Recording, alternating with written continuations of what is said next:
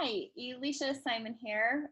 I'm a certified health coach, and I just wanted to share. I've been reading, and I wanted to share part of what we teach with our company. And it's all about letting you know, like, if you feel like you're struggling, it's not your fault. And I think so many of us put that we don't have enough willpower, we don't have enough of um, motivation. I would say willpower. Like that's the biggest one I hear all the time. I don't have enough willpower. But reality, it's not your fault. And I'm going to explain to you why. So I've got kids running in and out, so they may interrupt me. But in the past, we worried about, we have our 10,000-year-old self or whatnot, and we worried about hunting, gathering. We use more energy to get our food than we ever do now. Now we go to the grocery store, we grab a cart, we throw stuff in. We're driving home, we go to the fast food place. Millennials eat out. I can't remember the figures offhand, but it's quite a bit higher than we ever have in our lives. So, and a lot of our dinners are eaten in the back of a minivan. So we worried about getting enough food, and now we have it easily accessible on hand. We used to hunt, walk, climb, paddle. We had to prep the food. Like, I think about cooking a chicken back then. I don't know, people still do this now, but I think about it, and it's not only like raising the chicken, butchering the chicken, depulking the chicken. Sounds right. And then however else you're going to cook it. It's like from beginning to end, just like a noodle made from scratch. Like you're making the dough, you're rolling it out, you're cutting it out. It's all of that goes into that work of just having that. And now we can go to the grocery store, and if we're having spaghetti, we can pick up a pack of Barilla. I'm trying to think the brand I bought the other day. It was like Barilla, and it had protein in it and stuff. And I just grabbed the box, threw it in my cart. Bam, done. So we don't expend as much energy as we used to in the past to feed ourselves. And so now our bodies fight, and then like our bodies were fighting to hold on to every calorie and energy we took in. So basically we're programmed as if our survival is still in question, and it's not. So, and then another thing, like we go to a restaurant and our serving size have grown, not just a little bit, but by 8 times the standard serving size, 8 times. So, and then you go to different restaurants, we won't call them out, but a certain steakhouse chain, and they'll take a well-meaning little root plant, like an onion, and it'd be, a 70-calorie onion. And then by the time that it comes to you as an appetizer, not even the entree, it's going to be deep fried and turn into 2,400 calories and containing 134 grams of fat. And then that's just the onion in its breaded goodness there, but like then dunked into sauce. And I don't even know what the sauce figures are, but just to show like what, we have done to our food basically. And so the book that I'm reading, it's by Dr. Wayne Anderson, and it's called The Habits of Health, but he mentions it's not your fault. It's not your fault. We've been born in a time with plenty and physical ease. Our body stores and conserves energy. It's not your fault that you're confronted by food that's more plentiful and addictive than any time in the history, with day-to-day lifestyle that finds us at a desk or on a couch or in front of the TV. And then you can go to the doctor and be told, oh, you're just trying to lose weight, and give you these helpful like pep talks of exercise, go on a diet, exercise. And these are the words that you might hear from your healthcare provider. And it sounds like good advice, but it's not very useful without a roadmap to guide you to where you need to be. Those are just a nice little pep talk. And especially for the long term, it's not going to give you what you need. So, and it's not that you don't have a willpower. Remember we talked about this. It's not that you don't have a willpower problem or a negative thinking problem. You have a simple conflict between 2 real desires: the desire to achieve your health goals and the desire to satisfy your instincts. We want to have an abundance of food. It's in our instincts. So, and then another thing that I find really interesting, and when I first started my health journey, was learning about nutrition labels and what is contained in our food. And basically the rule of thumb is if you don't know what, like you're reading the back of the label and you're like, I don't know what that is, don't eat it. But that's not always going to be the case, right? Like you're going to buy stuff. So some good things to try this experiment. Go to your pantry, go to the grocery store, look at the back of the food label, and if it says high fructose corn syrup, don't buy it. Simple. It's sugar is addictive as cocaine, and we crave it. And of course, food companies want you to buy their food and want it to be tasty, want you to be addicted to their products. So you'll find they're going to add certain ingredients to their products. So a good example is ketchup. Ketchup should be naturally sweetened by tomatoes because those are naturally sweetened. Tomatoes are technically a fruit. So it's naturally sweetened by that, but you'll find high fructose corn syrup in that. Some lunch meats are going to contain high fructose corn syrup, but then they can also be found in different names such as, I can't even say some of them, anhydrous, dextrose, brown sugar, cane crystals, cane sugar, corn sweetener, corn syrup solids, crystal dextrose, evaporated cane juice, fructose sweetener, fruit juice concentrate, high fructose corn syrup, honey, liquid fructose, malt syrup, maple syrup, molasses, pancake syrup, raw sugar, sugar syrup, and white sugar. And then you'll also see, like, fructose is a natural sweetener. So is lactose and maltose, and they're sugar derived from fruits and vegetables.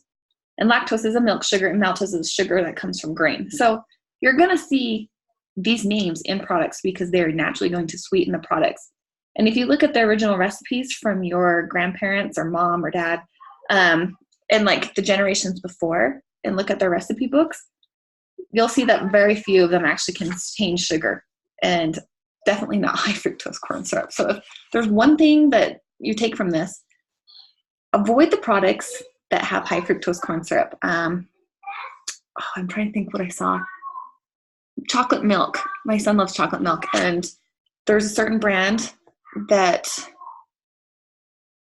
I can't think of it if it's Trumo or one of them. But anyway, if you look at the bottle, the package, it contains high fructose corn syrup. And then there was another chocolate milk right next to it, and it was like $2 more, but it didn't contain any of that. Obviously, they are full of sugar, but I'm going to pick the one that's a couple of dollars more that does not contain the high fructose corn syrup because I would rather have my son not ingest that. So let me see. Sorry, I have to write myself notes because I get squirrel thoughts, and it's like the story. Here's how a normal person tells a story. They start here, they end here. Here's me. Boop, brrr, what were they saying halfway through? And then go on. So, but so there's so many people, we want to be healthy. We want to get to a certain health goal. And there's so many diets out there. I can't even name them all. You've got the cabbage soup diet. You've got keto. You've got paleo. You have macro counting, high carb, low carb, protein, high protein, intermittent fasting. And then you've got all these like different, what are they called? Like, sorry, I'm blanking on the name. Flushes, like detoxes. You have all these different things that come, and then you'll have these exercise enthusiasts, and I love to exercise. I probably, I weight lift about 5 to 6 times a week, and I try to get my cardio in.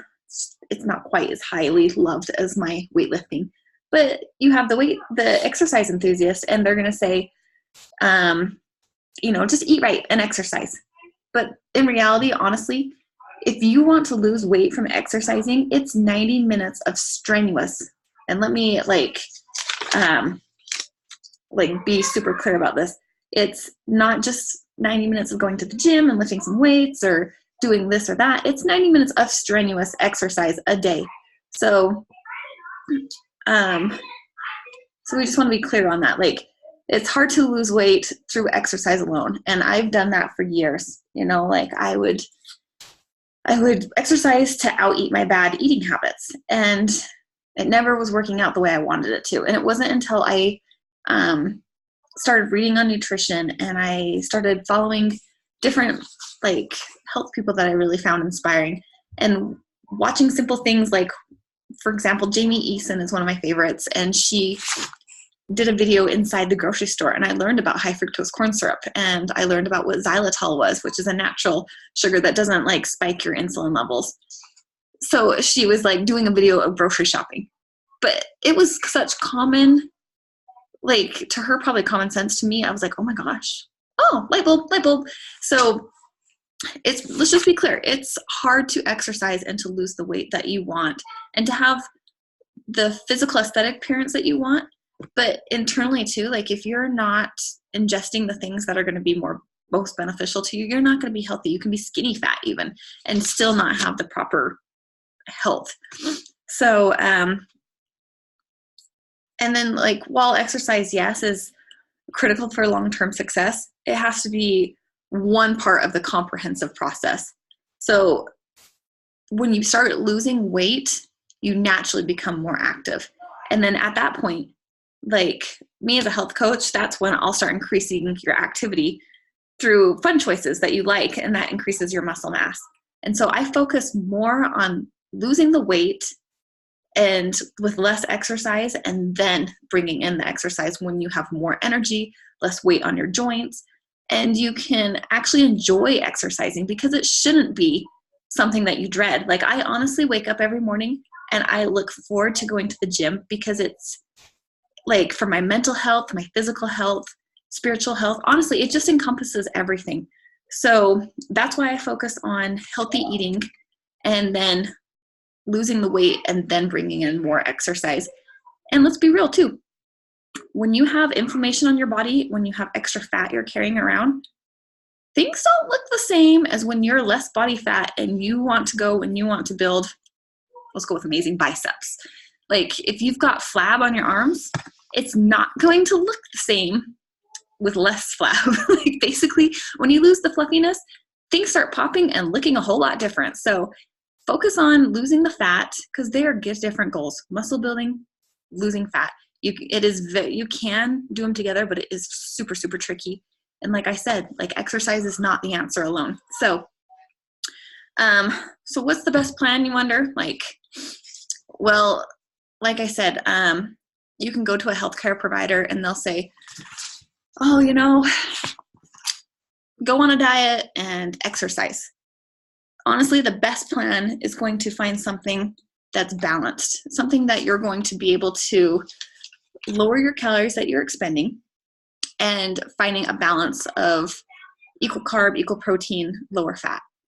It's going to be something that you can maintain long-term, and you're going to be not like a steak or a dog looking at a porterhouse steak when you're like low calorie, low fats, low carbs, like all of that. It's hard to stay on.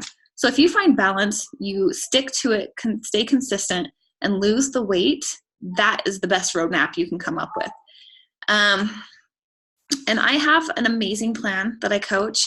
I coach clients on how to eat 6 times a day, how to eat every 3 hours, how to eat balanced meals, get your water.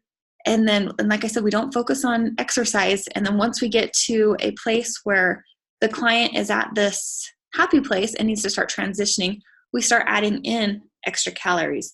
We get to a place where they're going to eat for maintenance. They're not eating to lose. They're not eating to gain. They're eating for maintenance. And then from there, we can assess goals and figure out where to take it from there, because you're not focusing on fat loss at that time. If you're focusing on muscle building, then we look at how much, what to go from there. But basically, the best plan is to have a plan. Don't wing it. Don't go into the gym and say, I'm going to do cardio every day. I'm going to run 10 miles every day. That's not going to work. You're going to go out, give it a day or two, and I promise you'll kind of dwindle. Something will come up one day in it. So if you don't have the plan, that's the first step. So find a plan. Make it a doable plan. So my program is a simple program that balances the blood sugar, and the side effect is weight loss and increased energy. So I focus on balancing your blood sugar. So finding a plan, finding something that's going to work, and then having a coach, having an accountability partner. That's also something that's super important and helps. So if you're excited to step forward in your health journey and want to take that next step, reach out to me. I'm happy to help, and I'm here for you, and we can do this together. So like I said, it's not your fault if you're struggling. We're just, we have all of this old programming in our brain, and we just need to learn how to work through it in this modern world. So I'm here for you. Reach out to me, and I'm happy to assist you and be part of your health journey. And I hope you have a fantastic day.